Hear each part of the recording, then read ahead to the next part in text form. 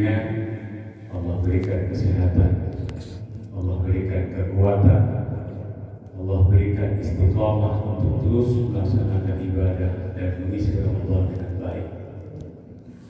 Boleh jadi Ramadan tahun ini adalah Ramadan terakhir buat kita.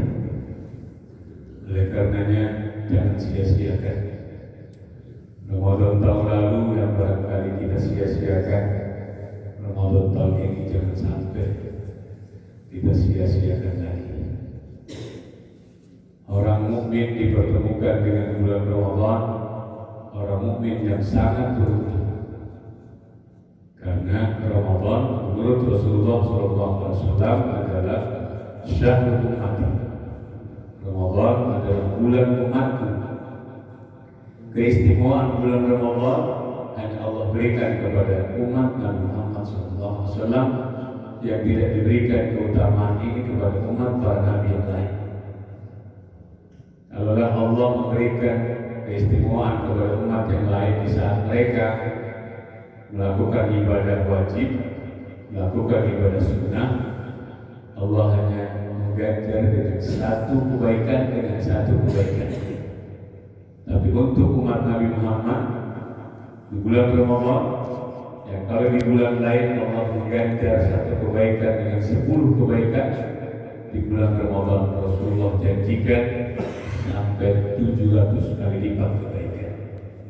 Oleh karenanya, subhanallah, seperti contoh ketika kita memberikan bukaan puasa untuk orang yang sedang berbuka puasa di sore hari, maka kita akan mendapatkan pahala puasanya, pahala puasa yang memakan dan meminum makanan yang kita siapkan untuk bukaan puasa tanpa mengurangi pahala puasanya. Subhanallah. Ya. Itu hanya segelas air, apalagi dengan berbagai macam makanan. Subhanallah, alhamdulillah. Kita mudah-mudahan Allah kuatkan kita untuk bisa melaksanakan ibadah puasa. Allah kuatkan kita untuk bisa melaksanakan qiyam Ramadan. Karena Ramadan itu sendiri berarti yang berasal dari kata Ramadan, yarmudu, membakar. Membakar apa? Membakar ad-dzunub, membakar dosa.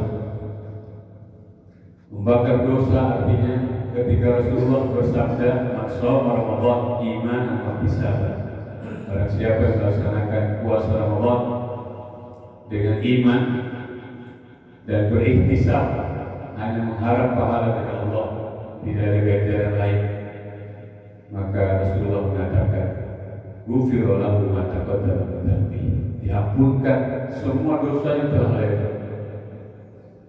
Bahkan Rasulullah mengatakan, "Ar-Ramadan ila Ramadan kafar." Ramadan tahun lalu sampai Ramadan tahun ini yang kita temui, sepanjang kita tidak melakukan dosa besar, Allah ampunkan semua dosa-dosa kita. Semudah itu Allah mengampunkan dosa-dosa umat Nabi Muhammad SAW kita. Bahkan Nabi Musa alaihissalam pernah berdoa kepada Allah, "Ya Allah, ij'alni min ummati Muhammad." Jadikan aku umat Muhammad, kata Nabi Musa. Karena apa? Umat Nabi Muhammad banyak keistimewaan. Dengan mudahnya umat Nabi Muhammad bakal masuk surga semua. Ya, kalau dengan cara ini, kalau Ramadan tahun lalu sampai tahun ini kita sepanjang itu tidak melakukan dosa besar, nol sudah, dosa kita tidak ada. Maka Ramadan sesuai dengan artinya membakar dosa. Maka ketika kita menjalankan ibadah puasa, syaratnya beriman kepada Allah. Ya. Karena iman ibaratkan angka, itu angka 1. Sementara puasa itu diibaratkan angka 0. Sholat diibaratkan angka 0. Kalau angka 0 ini diletakkan setelah angka 1, maka akan berharga angka 0. Sebaik apapun orang kafir, sedermawan apapun orang-orang kafir, tidak berharga di hadapan Allah, karena mereka tidak memiliki angka 1. Mereka selalu 0. Tapi Allah Maha Rahman dan Rahim. rahimnya, Allah tetap memberikan balasan kepada mereka, sehingga ketika mereka dibalas di dunia oleh Allah atas kebaikan-kebaikan orang kafir, sehingga Allah tidak ada tuntutan di hari akhir nanti di yaumul kiamah di saat orang-orang kafir menuntut kebaikan-kebaikan. Maka dalam hadis Rasulullah, ketika orang kafir melakukan kebaikan di saat hidupnya belum terbayarkan oleh Allah, Allah mudahkan kematian mereka. Supaya apa? Supaya tidak tuntutan kebaikan-kebaikan mereka nanti di yaumul kiamah. Untuk kita, kebaikan kita akan dibalas oleh Allah di dunia, dan kebaikan kita akan dibalas oleh Allah di yaumul kiamah, di alam akhirat. Hadirin jamaah salat subuh yang dimuliakan Allah Subhanahu wa taala, para shaimin dan shaimat rahimahumullah. Mal ghurdu min shaum. Apa tujuan kita berpuasa?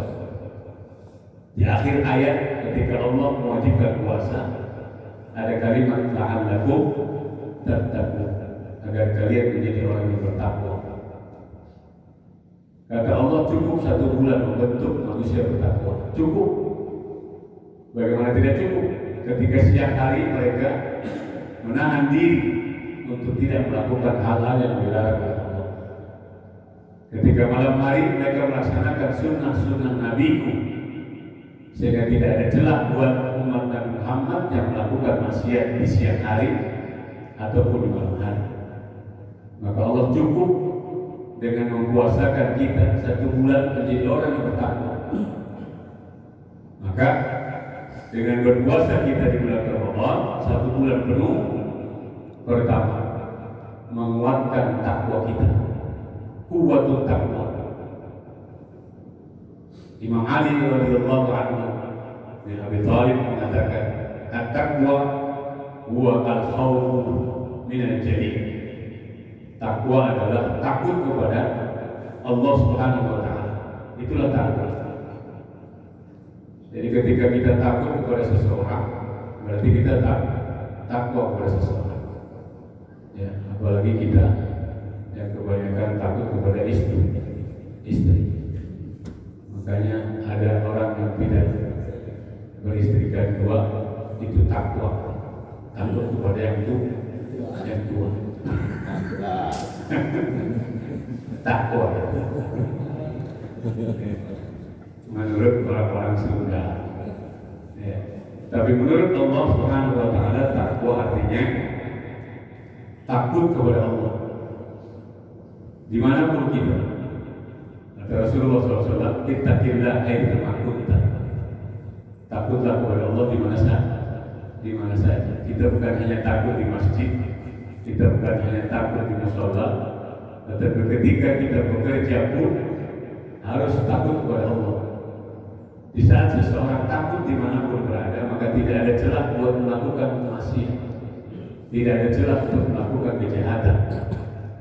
Di saat pejabat takut kepada Allah, di saat mereka menjabat satu jabatan, maka tidak akan pernah ada celah untuk berbuat korupsi atau curang, karena mereka telah takut kepada Allah. Al-amal bitanzih, dan melaksanakan, mengamalkan apa yang Allah turunkan. Artinya ketika Allah perintahkan puasa, mereka puasa. Ketika Allah merintahkan sholat, kita melaksanakan ibadah sholat. Ketika Allah merintahkan haji, kita berhaji. Jadi ketaatan kita kepada Allah itulah bentuk takwa kita kepada Allah Subhanahu wa taala. Wal qana'ah bil qalil, menerima apa yang Allah berikan kepada kita. Artinya kita tidak melirik kanan dan kanan apa yang menjadi nasib orang lain. Kita tidak pernah melirik kanan dan kiri apa yang menjadi kebahagiaan orang lain. Kita harus menerima apa yang Allah berikan kepada kita. Semakin kita menerima apa yang Allah berikan, maka timbul dan tumbuh syukur kita kepada Allah Subhanahu wa taala. Maka syukuri apa yang ada pada kita. Insyaallah rezeki tidak akan tertukar. Kalau emang itu rezeki kita, selemah apapun itu akan datang kepada kita. Kalau itu bukan rezeki kita, sekuat apapun rezeki itu tidak akan pernah datang kepada kita. Dan Allah tidak pernah menyalahi aturannya kepada hamba-Nya. Selama kita hidup, Allah berikan rezeki sampai kita diwafatkan oleh Allah Subhanahu wa Ta'ala. Wal istidad liyaumil akhir, persiapan untuk menghadapi kematian. Karena kata Rasulullah SAW, al-kayyisu, orang yang cerdas, bukan orang yang IQ-nya di atas 2200. Orang yang cerdas adalah orang yang mempersiapkan diri untuk hari kematiannya. Karena ketika kita mati, bukan menghabiskan hidup kita, tetapi awal kehidupan kita untuk menjalankan hisab, untuk menjalankan perhitungan dengan Allah Subhanahu wa Ta'ala, untuk menjalankan pertanggungjawaban kita selama kita hidup di dunia. Tidak ada celah buat kita ketika sudah mati, sudah meninggal dunia, maka tidak ada satupun yang tidak tercatat oleh Allah Subhanahu wa Ta'ala. Semua tercatat. Yang kedua, maksud daripada tujuan ibadah puasa la'allakum tattaqun, quwwatul muqarrabah, quwwatul muraqabah, memperkuat kesadaran bahwa Allah selalu hadir mengawasi kita. Siapapun kita melaksanakan ibadah puasa dengan benar, tidak ada di siang hari ketika orang tidak ada melihat kita kemudian makan makanan yang ada di meja kita. Tidak ada. Kita teramat fokus kepada Allah bahwa kita sedang diawasi oleh Allah. Ya bisa aja anak-anak kita barangkali mengalami. Maka saya waktu anak-anak paling senang kalau datang waktu zuhur, paling senang kalau datang waktu asar, karena sambil kumur-kumur wudhu sambil saya minum. Itu pengalaman kecil. Senang kalau datang zuhur itu senang, masya Allah, haus saya hilang. Karena tidak ada yang tahu. Ya. Kadang-kadang di rumah tidak ada orang tua, apa yang ada di meja makan kita makan. Ya. Begitu orang tua datang, kita kumur-kumur habis, kita bersihkan mulut. Ketika mereka tanya, masih puasa? Alhamdulillah, masih puasa. Ketika itu setelah makan puasa lagi. Ya, itu pengalaman-pengalaman kecil yang memang Allah tidak fokuskan kepada anak-anak untuk berpuasa, tapi kita yang dewasa tidak mungkin melakukan ini. Artinya kita paham dan fokus bahwa kita sedang diawasi oleh Allah. Ketika muncul pengawasan dari Allah, maka tidak ada satupun celah tempat untuk kita berbuat maksiat. Ketika tumbuh pengawasan Allah kepada diri kita, maka tidak ada satu celah dan waktu untuk melakukan kezaliman kepada siapapun. Ya, karena Allah mengawasi kita. Jangankan perilaku kita, kata-kata yang keluar dari mulut kita, satu kata yang keluar dari mulut kita, kata Allah Subhanahu wa Ta'ala dalam surah Qaf ayat 18, "Ma yalfidu min qawlin illa ladaihi raqibun atid."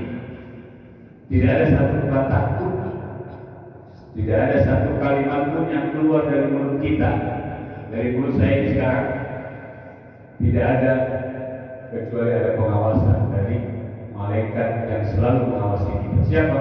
Raqibun atid. Malaikat Raqib yang ada di sebelah kanan kita dan malaikat atid di sebelah kiri. Kemanapun kita, dimanapun kita berada.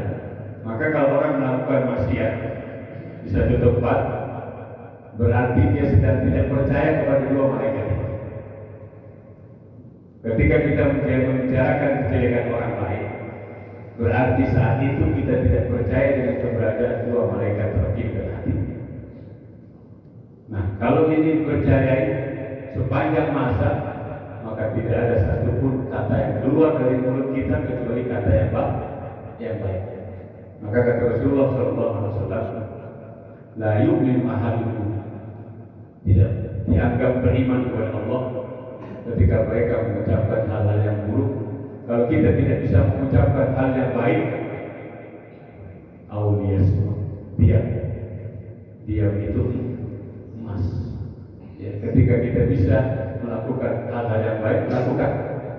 Tetapi ketika kita tidak mampu melakukan dan mengatakan hal yang baik, maka kata Rasulullah, diam itu lebih berharga kepada Allah Subhanahu Ta'ala. Yang ketiga, tahsin hablum minallah, memperbaiki hubungan dengan Allah. Datangnya Ramadan, berapa banyak orang yang jarang sholat jadi sholat. Ya. Karena perbaikan hubungan kita dengan Allah. Berapa banyak orang yang pelit jadi dermawan. Yang biasakan ngasih ke tetangga, terutama ibu-ibu yang masak kolak. Yang saya sering mengajarkan kepada ibu-ibu kalau masak kolak banyakin airnya, banyakin kuahnya, kasih tetangga. Tapi jangan kuahnya doang dikasih. Ya. Kadang ibu-ibu sesuai dengan letteran hadis aja, dikasih kuahnya banyak. Subhanallah, di bulan puasa ini semua pedagang laku. Ya. Allah berikan rezekinya di bulan puasa. Apapun dagangannya laku. Subhanallah. Sampai ke mobil-mobil, jualan mobil laku. Ambekin. Jadi tidak ada yang Allah berikan kemurahan Allah Subhanahu wa Ta'ala di bulan puasa ini melebihi kemurahan Allah di bulan-bulan lain. Karena apa? Itulah keistimewaan bulan Ramadan. Itulah keberkahan bulan Ramadan. Makanya subhanallah, kita beruntung kepada Allah, bersyukur kepada Allah, kita dipertemukan dengan bulan Ramadan. Ya. Lebih celaka lagi mereka yang hidup di bulan Ramadan tidak memuliakan Ramadan. Alhamdulillah. Maka tahun-tahun lalu kita lihat di pasar, masya Allah, sudah tidak terlihat hawa Ramadan, persis seperti hawa-hawa bulan biasa. Maka alhamdulillah, Pak Lurah kita sudah bergerak di setiap Ramadan ada operasi ke pasar-pasar untuk menertibkan mereka yang makan di siang hari. Makanya ada di antara kita yang membolehkan buka warung di siang hari, ada di antara mereka ulama yang tidak membolehkan buka warung di siang hari. Ya, mereka membolehkan karena di antara wanita banyak yang tidak puasa karena haidnya. Ya, tapi mestinya ada syarat. Mereka ketika membeli makanan kita harus kita tanya, ibu sedang haid atau apa, bapak sedang sakit atau apa. Artinya jangan sembarangan orang membuka warung makanan ketika kita memfasilitasi itu membuat orang tidak puas. Maka haram hukumnya ketika mereka berdagang makanan yang dibeli oleh orang-orang yang merasa difasilitasi ketika berpuasa tetap makan di siang hari. Ada seorang anak Yahudi ketika makan di jalan dipanggil oleh ayahnya, dimarahi dan dimaki-maki oleh ayahnya karena saat itu bulan puasa. Subhanallah, ketika ayahnya mati, Allah janjikan ayah ini surga. Karena di saat kematiannya Allah berikan hidayah masuk Islam ketika mau mati. Sampai kata Allah, engkau telah menyelamatkan anakmu untuk tidak makan makanan di siang hari di jalan. Itu orang Yahudi. Apakah kita orang Muslim yang memberikan anak-anak kita, membiarkan anak-anak kita makan di siang hari keluyuran di jalan? Haram. Maka kalaupun anak-anak yang belum bisa puasa, dudukkan mereka di rumah, jangan sampai makan keluyuran di jalan. Ketika orang-orang tua yang menguapi anak-anaknya masih bayi, usahakan menguapinya di rumah. Hormati bulan puasa. Ya. Maka tahun-tahun lalu sejak presiden kita yang tergantikan itu ngomong hormati orang yang tidak puasa. Terbalik, ya. Dulu kita belum pernah dengar hormati orang yang tidak puasa. Kemarin kita dengar hormati orang yang tidak berpuasa. Astagfirullah. Orang yang berpuasa diminta menghormati orang yang tidak puasa. Kebalikan. Ya, makanya orang warteg yang ditutup mereka marahi dan mereka buka lagi. Ya. Jadi ketika melaksanakan ibadah Ramadan, maka ada satu sisi tahsin hablum minallah, memperbaiki hubungan kita dengan Allah, berapa banyak orang yang baik di bulan Ramadan karena bulan Ramadan. Berapa banyak preman yang insaf karena Ramadan. Banyak. Ya. Berapa banyak yang jarang sholat sunnah, tapi dia bisa melakukan sholat sunnah 20 rakaat yang tidak pernah ada di bulan lain. Bayangkan, nggak termasuk kita.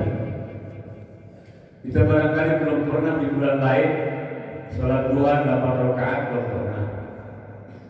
Kita belum pernah sholat malam 8 rakaat, belum pernah barangkali. Barangkali yang paling top kita sholat 4 rakaat, 2 kali salam.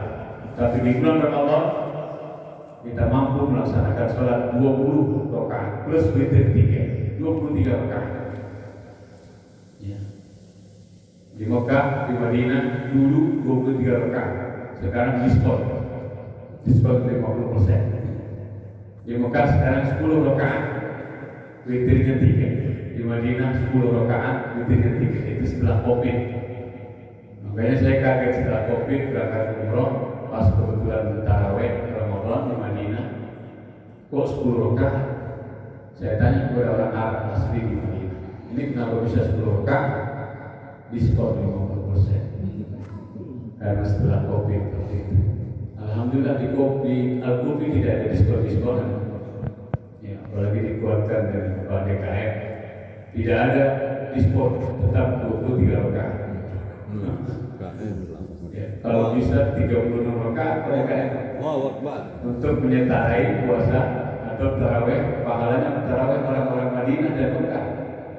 Kita bisa bayangkan taraweh, 1 kali taraweh di Mekah 10 rakaat, itu berarti sudah mentarawehkan sama dengan di kita 100.000 rakaat. 100.000 rakaat sekali taraweh. Jadi kalau kita membandingkan pahala dengan orang-orang Mekah dan Madinah yang taraweh, kita kudunya di sini Al-Qufi 100.000 rakaat. Mabuk sih. Mabuk tiba-tiba Imam Nawawi mabuk. Begitu Assalamualaikum mesti ayam mamuknya. Kamana mamuk cina alabur kabeh mamuk 100.000 bayar. Tapi sahabat Rasulullah dulu pernah ada dia sholat sendirian 100.000 rakaat, masya Allah, sampai subuh yang dibaca kulhu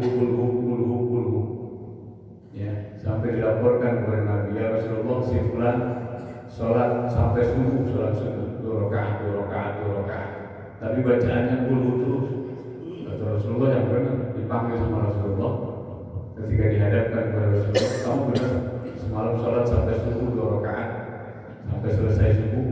Iya Rasulullah. Kamu baca kulhu? Iya. Kamu nggak hafal Quran?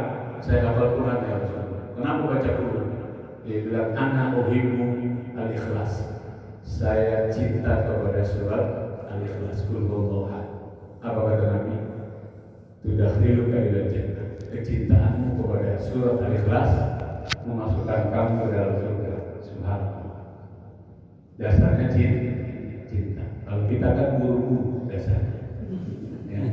Imam habis baca al-Qur'an, baca kul dasarnya buru-buru, karena memang mayoritas makmum minta buru-buru. Paling top oleh imam, paling cepat, paling top. Apalagi anak-anak muda, itu anak-anak muda bersaing di masjid